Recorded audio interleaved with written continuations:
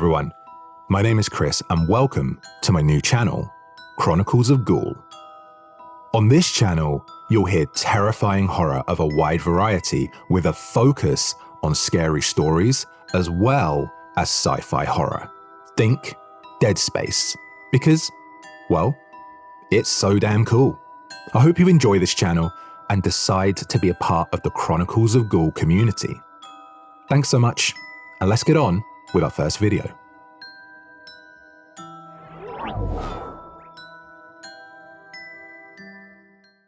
The family of four had embarked on what was meant to be a picturesque vacation, sailing towards an uncharted island in the heart of the Pacific Ocean. They had heard whispers of its pristine beauty, untouched by modern civilization, a place where nature reigned supreme. What they didn't know was that this island held secrets, ancient and malevolent. As the sun dipped below the horizon, painting the sky with fiery hues, the family found themselves marooned on the island's rugged, desolate shore. A sense of unease settled upon them as they set up camp. Their only shelter? A flimsy tent, a far cry from the comfort of their suburban home. The first night, the sounds began. A distant, eerie cacophony that sent shivers down their spines. It was as though the very earth was crying out in torment, an agonized wailing that chilled them to their core. The parents, Mark and Emily, tried to reassure their terrified children, Sarah and Tim, that it was probably just the wind, or the cries of nocturnal creatures. The second night, the noises grew closer. Hoarse whispers echoed through the dense underbrush, beckoning them to the shadows beyond. Emily's trembling voice cracked as she whispered to her husband, "There's something out there, Mark. Something unnatural." Mark clenched his jaw, gripping a crude, makeshift weapon. "I'll go check it out. Maybe it's just some wild animals." But as he ventured into the darkened jungle, the sounds intensified. Unearthly growls and blood-curdling shrieks echoed around him, making his heart pound with primal fear. Then, from the depths of the forest, a pair of sinister, glowing eyes fixated on him. The creature approached with a sinister grace, its shadowy form taking on a nightmarish aspect. Mark stumbled back, and in his desperation, he shouted, "Run! Get back to the tent!" The family huddled in terror as Mark rejoined them, recounting his encounter with the monstrous entity. The creature, they realized, was no ordinary being. It was a demon that had lurked on the island for centuries, a foul, hungering demon that fed upon the new arrivals to the island, devouring their very souls. As the nights passed, the family fought to stay awake, but exhaustion gnawed at them like a ravenous beast. The demon toyed with their minds, casting illusions and hallucinations that tested their sanity. It whispered sinister promises, promising release from their torment if they would only venture further into the jungle. Desperation grew, and their food supplies dwindled. Their once rosy cheeks became pallid, their eyes sunken and hollow. The demon's influence crept into their dreams, turning their nightmares into waking horrors. One fateful night, the demon's power overcame them. Sarah, sleepwalking, wandered into the dark forest, her voice lost to haunting cries. The others followed, powerless to resist. They ventured deeper into the island, deeper into the heart of the demon's lair. The jungle closed around them, its oppressive darkness suffocating their senses. And there, In the heart of the island, they came upon a gruesome sight. A chamber of horrors, a macabre gallery of past victims, their withered forms, and tormented souls, preserved for eternity. The demon emerged from the shadows, its form shifting, a grotesque blend of human and monstrous shapes. It cackled, a wicked, guttural sound that echoed through their very souls. The demon was hungry, and the family, now broken and defeated, offered no resistance. Their screams joined the chorus of agony that had echoed through the island for centuries. And as the demon feasted upon their terror, their anguish and their very essence, it became stronger, waiting patiently for the next suspecting souls who would be lured to the island into its clutches.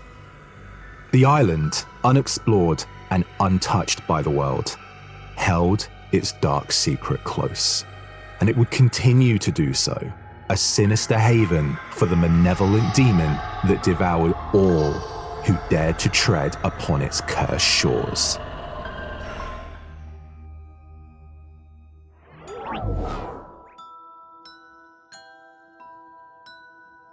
In the heart of the Italian countryside, nestled among the ancient olive groves, stood a weathered, centuries-old house. The house belonged to Isabella's grandmother, a kind and frail woman whose life had been marked by a series of tragedies. To offer some companionship and assistance, Isabella decided to spend the summer with her beloved Nana. As the days turned into long, sweltering nights, strange occurrences began to unsettle Isabella. Whispers echoed through the dimly lit halls, and shadows seemed to dance where no light should be.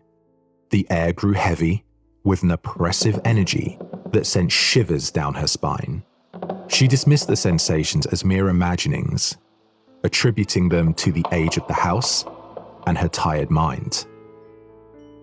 One fateful night, while lying in her grandmother's ancient four-poster bed, Isabella was jolted awake by an invisible force. A chill ran down her spine, and she tried to sit up, but her legs were inexplicably pinned down. Panic washed over her as she felt an unseen entity tug at her ankles, trying to pull her off the bed. Terrified, Isabella screamed for her Nana. The frail woman rushed into the room, eyes wide open with fear as she witnessed her granddaughter's struggle. She pulled Isabella's small frame back onto the bed, muttering protective prayers from her youth. The entity seemed to retreat momentarily, and Isabella's legs were finally freed. The following day, Isabella and her grandmother contacted a local priest. In the hopes of receiving guidance and protection, he blessed the house and gave them a small vial of holy water, which Nana kept close by. Despite the newfound reassurance, the supernatural occurrences only intensified. Dark figures roamed the house at night, whispering ominous words that sent Isabella into fits of terror. Desperate for answers, Isabella decided to research the history of the house. She discovered that it had once belonged to a powerful family involved in dark rituals. Her heart sank as she learned of a young girl who had mysteriously vanished from the property many years ago.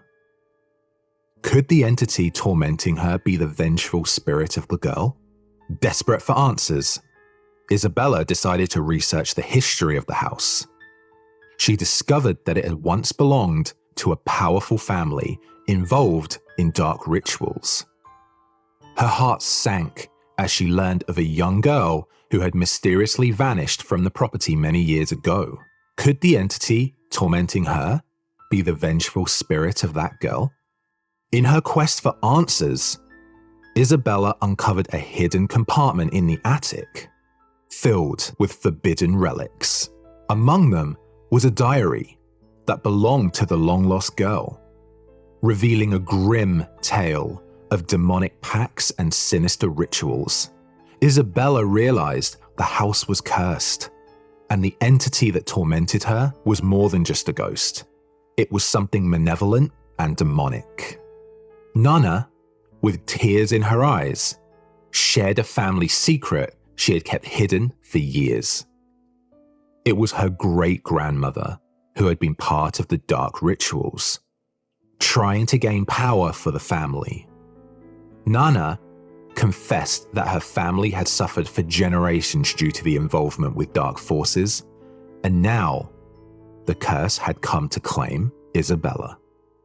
Determined to free her family from this torment, Isabella returned to the priest, who advised them to perform an exorcism.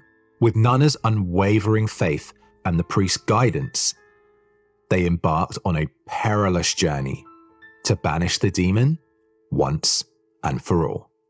In a climatic showdown, they confronted the malevolent entity. A fierce battle ensued, with Isabella and Nana reciting prayers and splashing holy water, while the demon unleashed a torrent of rage. The very house seemed to quake with the intensity of the struggle. In a final act of defiance, Isabella used the diary she had found in the attic, reciting an incantation that the demon had feared all along. The entity let out an ear-piercing scream, writhing in agony as the curse's grip weakened. With one last, blinding flash, the demon was banished from the house, vanished into the night through an eerie demonic portal, taking it back to its own reality. The air grew calm, and the once oppressive atmosphere lifted. Isabella and Nana had won, breaking the generations-old curse that had plagued their family. As the first rays of dawn kissed the Italian landscape, they embraced, their hearts filled with gratitude and relief. With the malevolent entity gone, Isabella and her grandmother dedicated themselves to restoring the house, purging it of its dark history. They turned it into a sanctuary of love and light, ensuring that no other family would suffer as they had.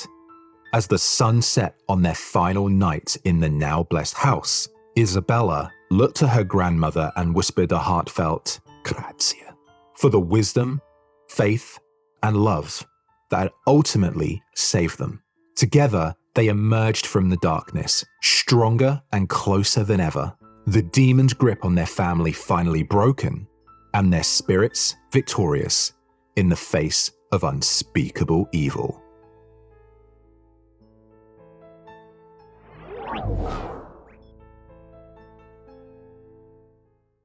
In the heart of a desolate British countryside, shrouded in mist and isolation, stood a decrepit farmhouse. Emily, a resilient single mother, had chosen this secluded place to provide a quiet and peaceful life for her two children, Lucy and James. It was an escape from the turmoil of her past, a chance for a fresh start. Little did they know, their new beginning would soon turn into a horrifying nightmare. The farmhouse bore the weight of years of history and held secrets it would never reveal.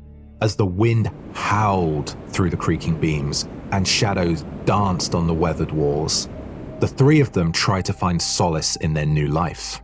But tranquility soon gave way to chilling terror when they began to hear faint whispers in the night and unexplained disturbances. One moonless night, they were awakened by a mournful cry that echoed through the house. As they stumbled through the darkened corridors, they saw a figure, pale and twisted, moving through the shadows. It was their father, or at least what remained of him.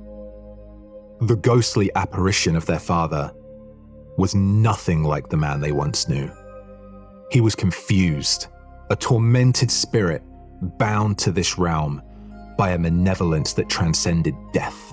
His eyes, once warm, were now hollow and filled with malevolent intent.